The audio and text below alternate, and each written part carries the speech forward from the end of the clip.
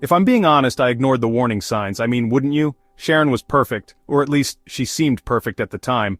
She's beautiful in that classic way that makes people stop and stare. Smart, too. She's got a dry sense of humor that could cut glass, and she knows exactly how to use it.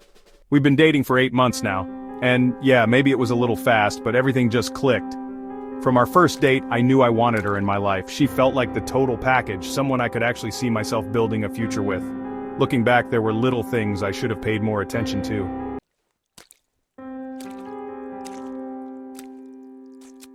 It started on our 4th date. We were sitting on her couch drinking wine when she brought it up. "I should probably warn you about something," she said, swirling her glass. I raised an eyebrow, already half in love with her. "Oh, what's that?" "I'm not the easiest person to sleep next to," she said. I laughed, thinking she was making a joke. "Don't worry, I've shared a bed with snorers before, I think I can handle it." She shook her head, a small smile playing on her lips. "It's not just snoring, I talk in my sleep. Sometimes I move around well, I've even been known to slap people by accident." "Slap people, huh? Sounds like an occupational hazard," I teased. She gave me this look, half serious, half amused. "I'm just saying it's happened before. If you decide to stick around, you've been warned. At the time I didn't think much of it. It sounded harmless, even kinda cute. But looking back, yeah, I should have taken her more seriously."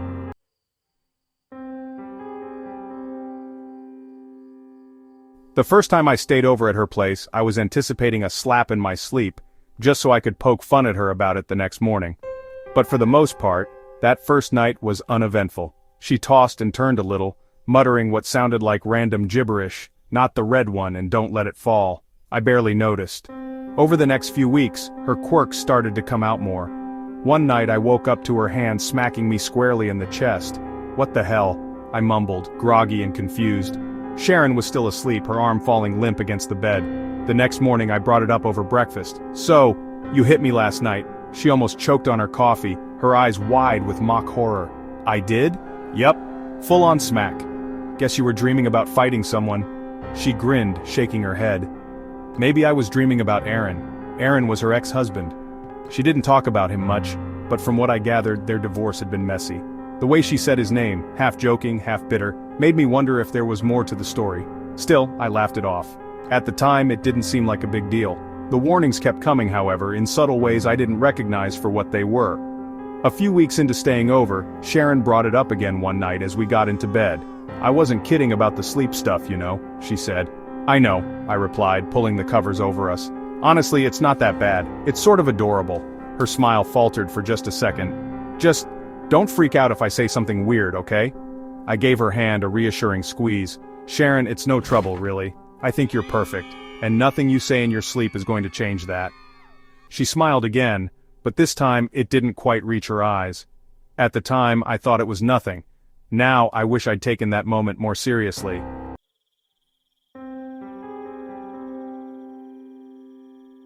The first few weeks of staying at Sharon's place were normal enough. Sure, she moved a lot in her sleep, tossing, turning, even mumbling, but I figured it was just part of her quirky charm. But then her topics of conversation changed, dramatically. At first, she'd say things like, "Put that down or get the cat," harmless nonsense, and I'd laugh about it the next morning. But one night, about a month in, I woke up to something different. "It's under the oak tree," Sharon murmured, her voice low and steady. I blinked, groggy and confused. "Sharon?" She didn't respond. Her body was still, her breathing slow and even. I sat up and leaned closer. "What's under the oak tree?" "Nothing." She didn't say anything else, just rolled over and pulled the blanket tighter around herself. The next morning, over breakfast, I brought it up. "You said something weird in your sleep last night," I told her. Sharon raised an eyebrow, sipping her coffee. "Oh yeah, what did I say? It was strange. You said, 'It's under the oak tree.'" She tilted her head like she was trying to figure out if I was joking. "Huh, that's weird. Maybe it was about a treehouse or something. Do you remember what you were dreaming about?" She shook her head. "Nope. My dreams are unbelievably random. You know how it is." I nodded, but her answer didn't sit right with me. There was something about the way she brushed it off, too casually, like she was trying to steer the conversation in another direction. A week later, I woke up to her pacing, circling the bed as if she was measuring the room. "Sharon?" I whispered, rubbing my eyes. She didn't answer. I reached for the bedside lamp, but as soon as I touched the switch, she stopped dead in her tracks. "Don't!" she said sharply. My hand froze. "Don't what?" She didn't respond. For a moment she just stood there, then climbed back into bed, her movements stiff and robotic. The next morning I kept it to myself. I wanted to ask her about what she'd said, but something told me not to. Things got worse after that. One night she sat straight up in bed and started muttering again. "2 miles from the highway," she said, her voice calm and steady. "It works better when the ground is wet." I didn't even try to wake her this time. I just lay there, staring at the ceiling, feeling the hairs on the back of my neck stand up. When she finally rolled over and went quiet, I got up and went to the kitchen. My hands shook as I poured myself a glass of water. What the hell was going on?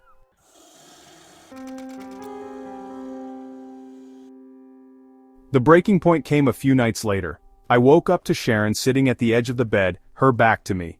"I told you it wouldn't work," she whispered. I sat up slowly. "Sharon?" She didn't turn around, her head tilted slightly like she was listening to someone I couldn't see. He said he'd take care of it, but he didn't. Now it's my problem. "Sharon, who are you talking to?" I asked. She didn't answer. Instead she stood up and walked out of the bedroom. I didn't follow her. I just sat there, frozen, listening to her footsteps fade down the hall. When I woke up the next morning, she was already in the kitchen, humming to herself as she flipped pancakes. She looked up and smiled when she saw me. "Good morning," she said cheerfully. I forced a smile, but my stomach churned. I couldn't stop thinking about the things she'd said in her sleep. The night I realized something was really wrong started like any other. Sharon fell asleep quickly, curled up on her side while I stayed awake scrolling on my phone. Everything seemed normal until I heard her voice. At first I thought she was speaking to me. "I held his nose shut," she said. I froze. Her voice was low, cold, almost monotone. It didn't take long. He kicked for a while, but then he stopped. I turned to her. Sharon was still lying on her side, breathing slowly. "Sharon?" I whispered. She didn't respond.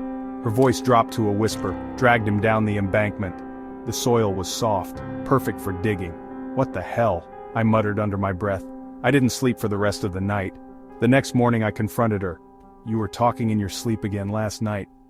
Sharon glanced up from her coffee, looking amused. "Oh no, really? What did I say this time?" I hope it wasn't anything embarrassing. I hesitated. You said something about suffocating someone, and digging a grave." She frowned. "That's weird. Maybe a nightmare about one of those crime shows I watch. You know how much Netflix I binge." She laughed, but it didn't feel genuine. "You don't remember what you were dreaming about?" I pressed. Sharon shook her head. "No, sorry. Honestly, Chris, I never remember any of my dreams." I nodded, but I suspected she wasn't telling me everything. A few nights later I woke up to her voice again. "Max," she said. Her tone was calm, detached. I sat up in bed, my skin crawling. "He's behind the old barn," she continued. "The one with the blue door." The name was familiar. A young man named Max had gone missing years ago while on a camping trip. His case was still unsolved. The next morning, I didn't bring it up. I didn't know how to, but I couldn't get the name, or her words, out of my head. I Googled Max's name on my phone. His disappearance had happened in the next county over. There was no mention in the reports of a barn or a blue door, but the other details Sharon had mentioned matched the description of the area where he'd last been seen. A few days later, I worked up the courage to suggest something to Sharon. She was grinning when I first approached. "Have you ever thought about doing a sleep study?" I asked carefully. Her smile faded. "Why would I do that, Chris? I don't know, just... You've been saying some really strange things in your sleep. Maybe it's stress or something." "I'm fine," she said, shaking her head. "You're overthinking it. What about recording it?" I said. "Just so you can hear it for yourself." Her expression darkened instantly. "No, absolutely not. That's a huge invasion of privacy. I wasn't trying to... If you ever record me without my permission, Chris, we're done. I mean it." Our eyes met, I nodded, and we went on with our day. Inside, however, my world was unraveling. That night after she fell asleep, I couldn't help myself. I propped my phone under a pillow on her side of the bed and hit record. The next morning, while Sharon was in the shower, I played back the audio file. At first it was just static. Then around 2 a.m. her voice came through, clear as day. "Nina screamed too much," Sharon murmured. "Fast had to move fast, no mistakes." I froze. Nina. I knew her too. A teenager by that name had disappeared 5 years ago, and her case was still open. No, it couldn't be, I thought. This isn't possible. I couldn't ignore it anymore. I had to know if what she was saying was true. That afternoon I drove to one of the locations Sharon had described, a barn with a blue door. It wasn't far, about 20 minutes outside of town. I found it easily enough. The building was old and weathered, its door faded to a dull gray. Behind the barn was a small grove of trees. The soil beneath them looked disturbed, like someone had dug there recently. I told myself to leave, but I couldn't. I grabbed a nearby stick and started scraping at the dirt. I didn't have to dig for long. The smell, pungent and unmistakable, hit me first. Then I saw it. A torn, dirt-streaked patch of fabric, clinging to what I could only describe as remains. I stumbled back. My head swam as I struggled to process what I was looking at. Sharon hadn't been dreaming.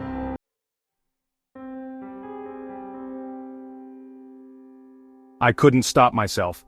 Every night after Sharon fell asleep I set up my phone to record, and every morning while she showered or made coffee I reviewed what she'd said. It was always the same. She kept crying, so I had to do it fast. It wasn't clean, she'd said. She's in the quarry now. The water keeps her hidden. The names changed, but the pattern didn't. Every night Sharon whispered something chilling, something specific. Beneath the roots, that's the trick, she'd said one night. No one ever checks beneath the roots. Every morning I woke up more terrified than the last. The audio files piled up, each one a piece of a horrifying puzzle. I couldn't deny it anymore. These weren't dreams, they were confessions. Sharon started to notice something was off. "You've been quiet lately," she said one morning, sliding a plate of scrambled eggs across the table. "Just tired," I muttered, avoiding her eyes. "You're always tired these days," she said, tilting her head. "Is something bothering you?" "No," I lied. "Nothing." She studied me for a moment, her gaze sharp and unblinking, and then smiled. "Okay." After that, I felt she watched me more closely, just waiting for me to slip up. One night, she caught me. I thought she was asleep. I was sitting on the couch, headphones plugged into my phone, listening to the latest recording. I told him I'd take care of it, Sharon whispered in the recording, but he didn't listen.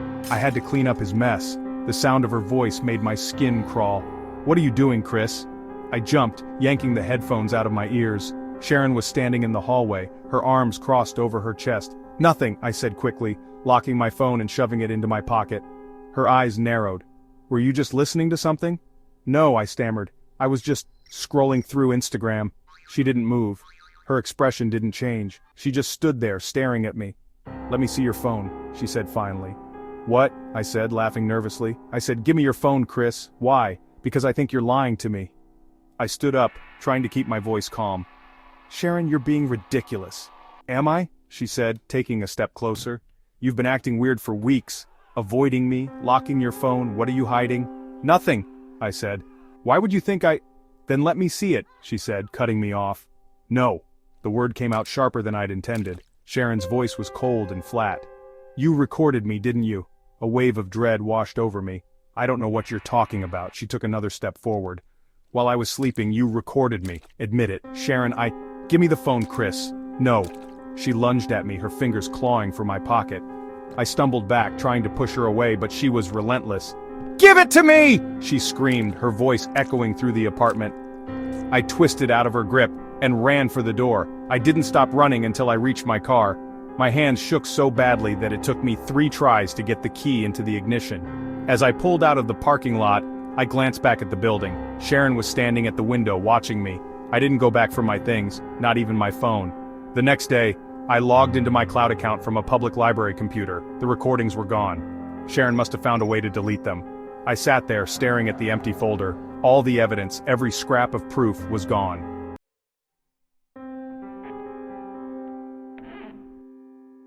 I didn't go to the police, I couldn't. What was I supposed to say?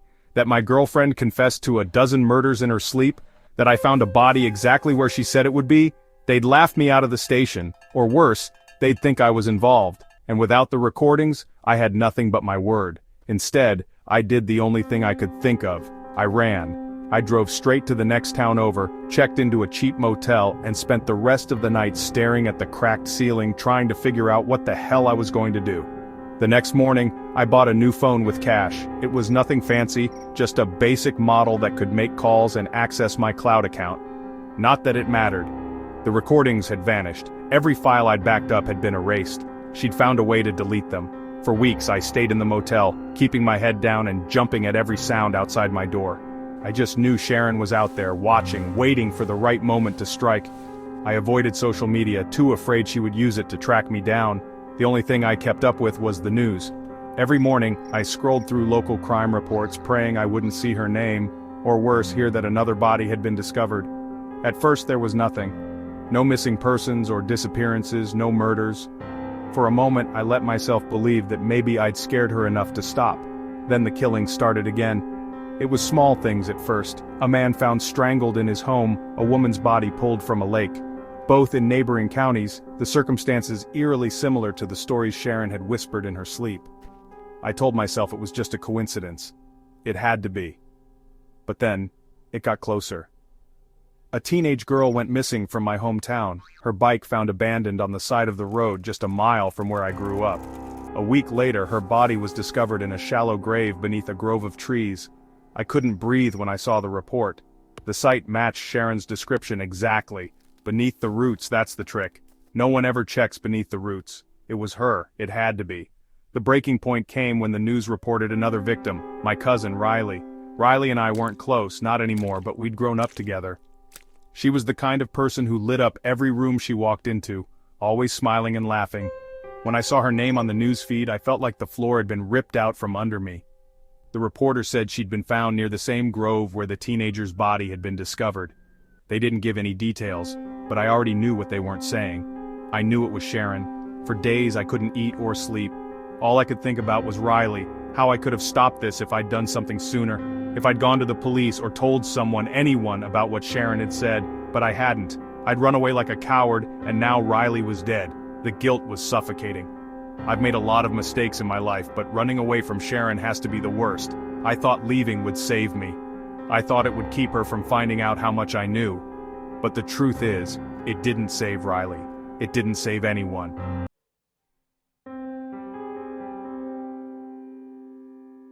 I can't keep this to myself anymore. I don't care if no one believes me, or if people think I'm crazy. Even if it puts a target on my back, I have to tell someone, have to do something. For days I've sat here trying to find the right words. Words that might make someone believe me. Words that might stop her. But the truth is, I don't think it matters anymore. Riley is dead, and it's my fault. I can't stop seeing her face on the news. I can't stop hearing my mom's voice on the phone shaking as she told me what happened.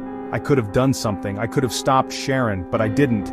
I ran. My hands are shaking, my head is pounding, and my chest feels tight, but I have to get it out. I just need someone to know. Her name is Sharon. She's smart, beautiful, perfect on the outside. And she's a murderer. She's confessed to everything. Max, Nina, all of them. She described how she did it, where she buried them. I thought it was just dreams at first. God, I wanted to believe it was just dreams. But I found one of them. I dug where she said to dig, and there he was. I tried running. I thought if I stayed quiet she'd let me go. But the killings never stopped. I suppose I want someone to know the truth before she finds me.